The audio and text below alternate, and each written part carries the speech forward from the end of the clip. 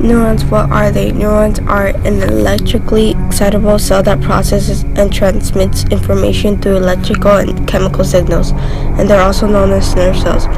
There are 4 types of neurons: sensory neurons, motor and other output neurons, communication neurons, and computation neurons. The sensory neurons tell the rest of the brain about the external and internal environment. The motor neurons contract muscles that to make peace with behaviors, and other output neurons activate glands and organs. Communication neurons transmit signals from one brain area to another. Computation neurons extract and process information coming in from the senses, compare the information to what's in memory, and use the information to plan it to conduct behavior. Although neurons are the longest living cells in the body, large numbers of them are died during migration and differentiation.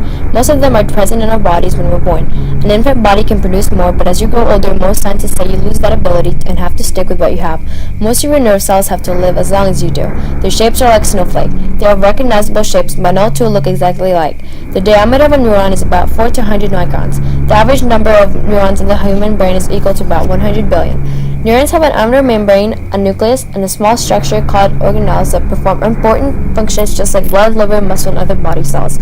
Neurons are special. They have something special the other cells don't. High complex extensions called dendrites and axons that transport electrical messages in and out of the cell, allowing neurons to communicate with one another with incredible speed and precision. Neuron has a cell body that is the factor of the neuron. It produces all the proteins for the dendrites, axons, and synaptic terminals and contains specialized organelles such as the mitochondria. Inside the cell body are the nucleus, Golgi apparatus, of polyribosomes, neural membrane, mitochondria, and rough endoplasmic reticulum, and smooth endoplasmic reticulum. It also has a neuronal membrane that serves as a barrier to enclose the cytoplasm inside the neuron and to keep certain substances that float in the fluid that bathes the neuron from getting in.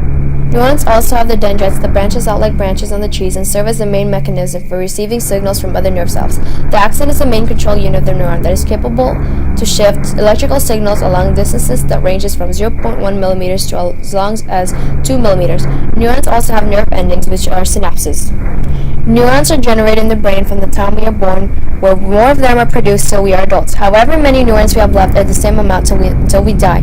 The function of the cell is to transmit things through our brain. The sending is a two-way process.